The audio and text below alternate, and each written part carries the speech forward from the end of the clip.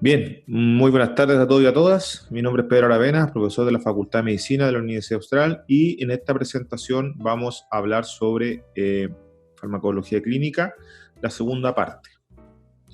El propósito de esta parte es describir la acción y el uso de glucocorticoides, la acción de uso de benzodiazepinas, y vamos a describir los principales antibióticos, no todos los antibióticos, ¿vale? Bien, los glucocorticoides. ¿Qué son los glucocorticoides? Los glucocorticoides son también antiinflamatorios, pero estos son esteroidales, ¿ya? Que a diferencia de los AINES, ¿ya? Son producidos por nuestro organismo, principalmente por la glándula suprarrenal. Actúan bloqueando la formación de ácido araquidónico. Al actuar en una forma más, digamos, una cadena más superior, producen una mayor tasa de antiinflamatorio. O sea, su principal rol aquí va a ser disminuir la formación de edema, principalmente, y toda la cadena, la liberación de mediadores inflamatorios que genera posteriormente el metabolismo de estos fosfolípidos, ¿vale? Reduce la infiltración celular, inhibe la quimiotaxis, restaura la permeabilidad vascular y estabiliza la membrana lisosomal de los polimorfos nucleares. Ahora, esto en general. Ya hablamos, ¿cierto?, que reduce la formación del edema, pero como dice ahí, inhibe la quimiotaxis. O sea, la gran ventaja es que es un potente antiinflamatorio, ¿ya? Pero inhibe la quimiotaxis para que los neutrófilos polimorfos nucleares que están en nuestro torrente sanguíneo puedan generar el proceso de diapédesis, ¿ya? Y el traspaso de estas células blancas hacia el lugar donde se está generando la noxa, el daño.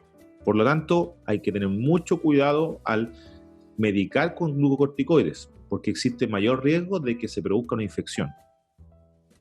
¿Okay? A ver, ¿cómo actúa el glucocorticoide? El glucocorticoide, chicos y chicas, actúa ya a nivel del núcleo, ¿ya? A nivel del núcleo de las células, digamos, que está generando el lugar donde se produce la noxa. ¿Ya? El glucocorticoide traspasa la membrana celular, traspasa la membrana nuclear, ¿ya? Y lo que inhibe es justamente la formación de las proteínas que son mediadores inflamatorios, ¿ya?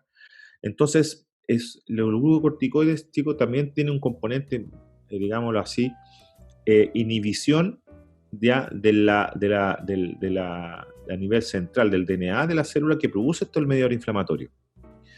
Las presentaciones comerciales son, aquí están, la prednisona, por ejemplo, está en comprimido de 20 miligramos, ¿ya? Y generalmente ustedes pueden, la betametasona, que es la más comúnmente usada y la más, aquí en Chile, ¿ya? La más usada y la más fácil de adquirir en las farmacias, ¿sí? Son por presentación en ampolla de 1 ml, cuya dosis es 4 miligramos por ml, y la betametasona también está en comprimidos, cuya dosis es de 0,6 miligramos por ml. Ahora, ¿cuál es la recomendación clínica? La recomendación clínica puede ser, puede dar la dosis idealmente, y como es un antiinflamatorio, todos los antiinflamatorios, tanto AINES como glucocorticoides, lo ideal es dar una profilaxis antiinflamatoria. O sea, como dice su nombre, es preventiva. O sea, dar antes de generar la noxa, puesto que así el medicamento ya va a estar circulando en el lugar donde se produzca la noxa. ¿Se entiende? Y por eso ya va a estar inhibiendo, en este caso, la acción del ácido araquidónico y en el caso de los AINES de la COX-2. Aquí está la potencia, ya esto lo conversamos, la dosis equivalente. ¿Y cómo usarlo? Bueno, hablemos de la betametasona particularmente, pueden ser en vía oral, de 0,6 miligramos, son 0,6 miligramos por comprimido. La dosis máxima son hasta 4 miligramos diarios, ¿ya? Entonces, la ampolla, por ejemplo, que tiene 4 miligramos por ml, usar una ampolla e inyectarlo, como dice este estudio, ¿ya? Una revisión sistemática, es inyectarlo en el lugar donde se produzca el daño. Por ejemplo, pacientes con exodoncia terceros molares, esta es una revisión sistemática para ver la efectividad de la inyección submucosa a nivel de los terceros molares. Y lo que hacen aquí los clínicos es hacer la exodoncia del tercer molar, lo más probable que incluido, impactado incluido, y inyectar por vestibular, por fuera, alrededor del sitio, 1 ml de betametasona. Y listo. ¿Ya? Esto es una revisión sistemática, se eligieron 8 artículos para hacer el metaanálisis, y como podemos ver aquí, este es el Flores plot, ¿ya? Pueden ver, ¿cierto?, la línea de no efecto, y cuáles están a favor del grupo control, que pueden ser algún antiinflamatorio no esteroidal o placebo, o el dexametasona, que es equivalente a la betametasona en nuestro país. Miren cómo están los rombos. Prácticamente todos los estudios muestran que la inyección de dexametasona es favorable, ¿ya?, para el control del edema en terceros molares mandibulares impactados. Y este es otro esquema, pero aquí evalúan el trismus, ¿cierto?, la limitación funcional. Y es lo mismo. Por lo tanto, la conclusión, estimados y estimadas, es que, bueno, insisto, ustedes, como cirujanos dentistas generales, pueden y deben, dado este conocimiento, prescribir y usar glucocorticoides en caso de pacientes que requieran grandes cirugías. Por ejemplo, exodoncia tercero molar incluido, impactado, elevaciones de seno, cirugías periodontales de más de 1 o 2 grupos, etc. Bien, vamos ahora a hablar del grupo de las benzodiazepinas. ¿Qué son las benzodiazepinas? Las benzodiazepinas son drogas que se utilizan para el control de la ansiedad de los pacientes.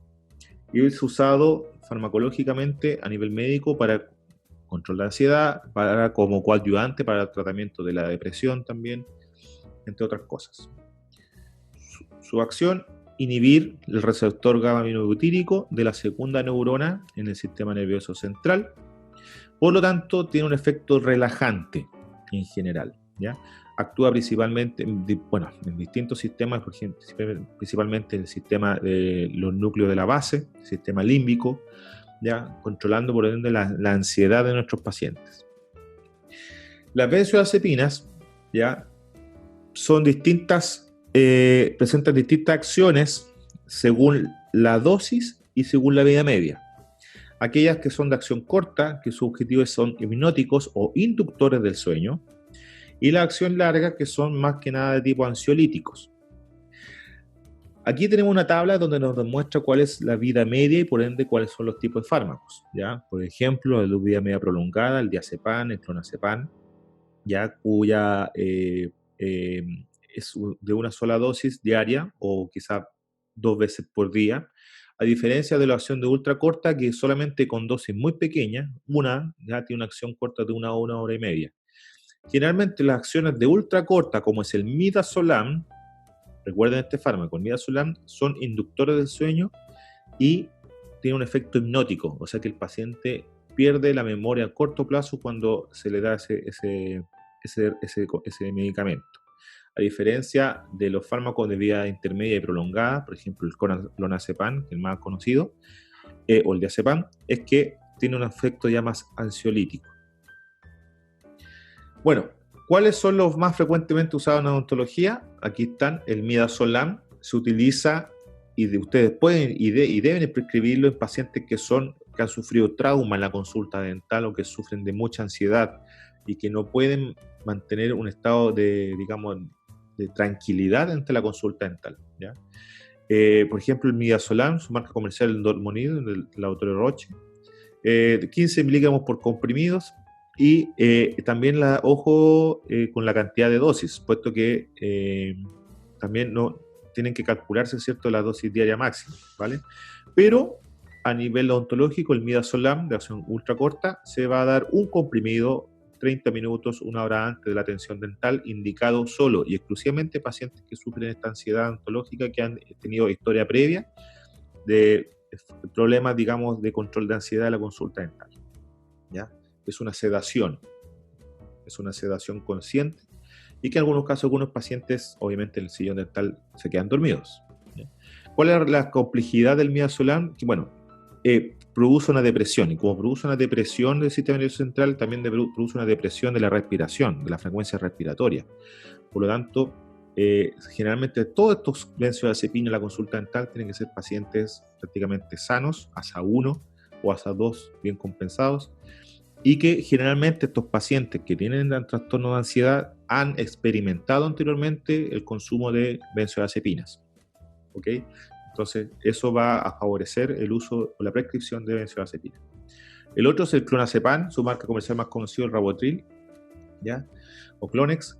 Es una benzodiazepina de acción intermedia larga, 0,5 miligramos, ¿ya? O ya los pacientes que sufren el trastorno de ansiedad más o con bajo depresión en tratamiento, de 2 miligramos comprimidos diarios. En general, estimados, estimadas, es que nosotros como dentistas podemos prescribir estos medicamentos y como ven, esa estrellita verde son sujetos psicotrópicos. ¿Por qué? Dos cosas. Primero, los pacientes van a generar dependencia a la benzodiazepina. Por lo tanto, tienen que ser dosis muy controladas. Y segundo, como son depresores del sistema nervioso central, el abuso o el sobreuso, llámese entonces la toxicidad que genera, puede generar depresión del sistema nervioso central, puede generar un paro respiratorio. Por lo tanto, es importante, como todas las drogas, ¿cierto?, controlar la frecuencia de uso. Cuando no dar, bueno, está como todas las drogas, ¿cierto? Casos de pacientes embarazados, un periodo de lactancia, pacientes que generan dependencia ya al uso de benzodiazepinas. ¿Ya? Y eso les va a pasar a ustedes, que pacientes van a la consulta dental sola y exclusivamente a que le den benzodiazepina. Son con receta retenida, por lo tanto, a la prescripción tienen que estar detallados, obviamente, sus registros personales como dentistas, y también registros con nombre, fecha, dirección y root del paciente. Y finalmente vamos a hablar de los antibióticos en forma muy general. El propósito de esta clase es presentar los principales antibióticos usados en odontología, según la guía de urgencia en Chile, y la frecuencia de su uso. Los antibióticos, existen muchos antibióticos, ¿ya? Y el tipo de antibiótico va a depender, obviamente, el mecanismo de acción y del proceso infeccioso, del origen del proceso infeccioso que está cursando el paciente. Tenemos antibióticos que actúan a nivel de la síntesis de la pared celular, otros que inhiben la síntesis de proteínas, inhibiendo las subunidades 30S o 50S de los ribosomas dentro de la célula, otro que actúa a nivel del ácido fólico y síntesis del ácido nucleico. En odontología, considerando que la cavidad oral, la boca, ¿ya?, es una cavidad del cuerpo clasificada como limpia contaminada, nosotros se encuentran hasta el día de hoy más de 650 tipos de bacterias distintas en nuestra boca, que hay algunas, en su gran mayoría, están en un estado, digamos, de flora bucal normal, y hay otras bacterias que son patógenas dependiendo, obviamente, principalmente del medio y del mecanismo de defensa que tenga el paciente alterado. Cuando se produzca este desequilibrio entre la flora normal, el mecanismo de defensa o la presencia de una noxa, un factor externo, va a producir obviamente una infección. Y generalmente las infecciones odontológicas son de dos tipos. Una, que se genera en la boca, en el surco periodontal o en la cavidad, en una caries, que son con bacterias aerobias estrictas o algunas anaerobias facultativas.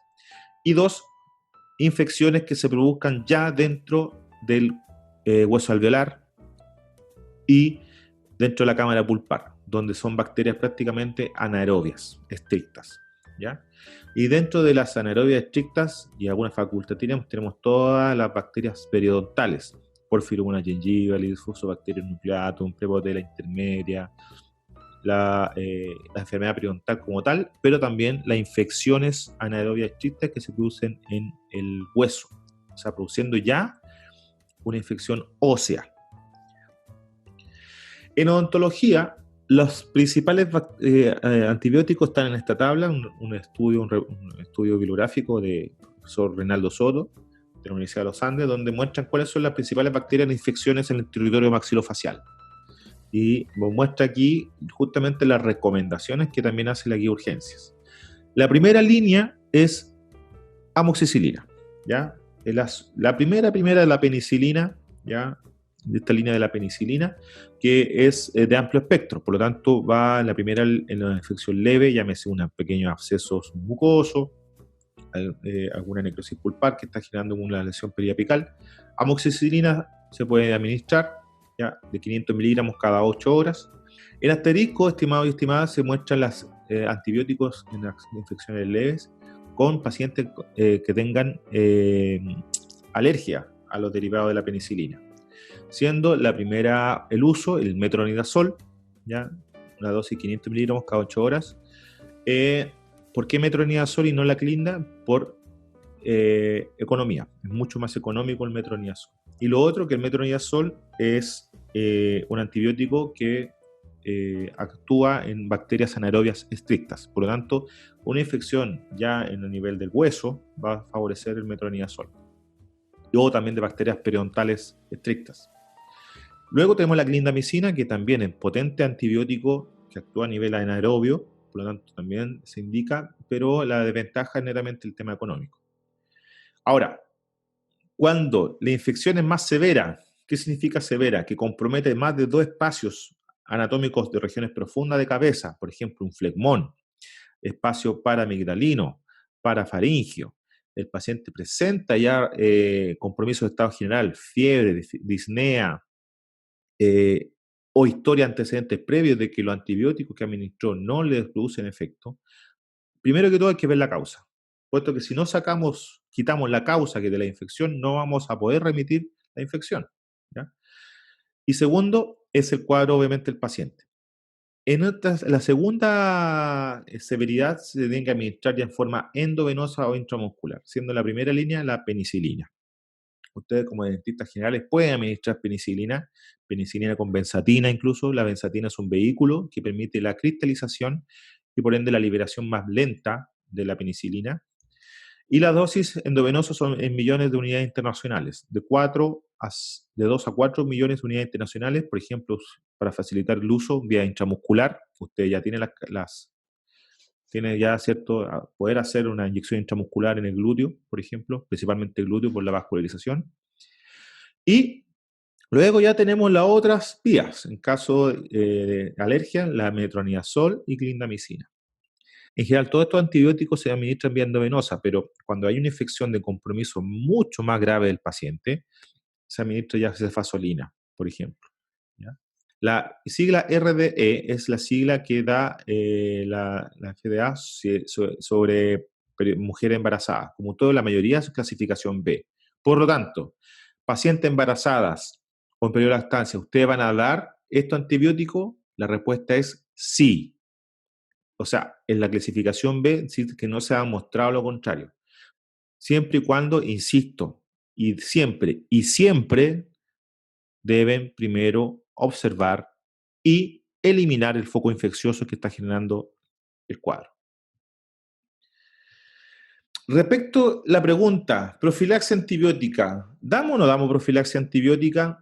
Estimados y estimadas, la profilaxia antibiótica solamente se da según la indicación de la Organización Americana de Cardiología, pacientes con válvula cardíaca, prótesis cardíaca, cardiopatías congénitas, inmunocomprometidos. Las prótesis ortopédicas, principalmente pacientes con prótesis de cadera, por ejemplo, ¿se está indicado? Sí. Sin embargo, siempre estos pacientes tienen que estar primero dados de altas y autorizados por su médico tratante para poder hacer una intervención quirúrgica oral. Dicho esto, ¿cuál es la profilaxia antibiótica en estos casos? Ahí está, principalmente amoxicilina, 2 gramos 1 hora antes. En caso de alergia, clindamicina, ¿ya? O cefadroxilo, otra familia de fármacos, ¿ya? Y como generalmente ustedes tienen acceso a dar vía endovenosa, ¿ya? Puede ser amoxicilina, clindamicina, ¿ya? Cefadroxilo, 2 gramos 1 hora antes, a excepción de la clindamicina que son 600 miligramos 1 hora antes. Bueno. ¿Y por qué es importante tanto la dosis como la medicación? Bueno, para evitar estas noticias. Por ejemplo, ¿ya? La sobredosis de anestesia en una niña de 4 años en Tacna generó la muerte. O la prescripción. Esta es una noticia lamentablemente en Santiago de Chile, donde por falta de la caligrafía, de la forma en que el médico escribió el medicamento, en la farmacia el farmacéutico dio una droga que generó una parálisis a un niño. ¿Ya? Ahí la receta original era Trioval. El Trioval es un analgésico y es un fármaco bastante usado cuando hay un gripe y resfrío. ¿Ya? Pero aquí el químico farmacéutico leyó Tramadol. Y el Tramadol, chicos, chicas, ustedes ya saben, ¿cierto? Es un opioide. Imagínense, el niño recibe una sobredosis de opioide y quedó en coma. ¿Ya? Y la idea justamente, recuérdense que ustedes tienen el poder, ¿ya?, de poder prescribir drogas que, si están mal prescritas y mal indicadas, pueden generar hasta la muerte. Así de potente. ¿Va? Así que por eso es importante el conocimiento y principalmente el profesionalismo que cada uno de ustedes como cirujano dentista deban dar uso a los medicamentos. Bueno, soy Pedro Aravena, profesor de la Universidad Austral. Ha sido un agrado hacer la clase y espero que puedan seguir viendo las siguientes clases en mi canal de YouTube. Y aquí están mis datos personales para que puedan escribirme. Muchas gracias.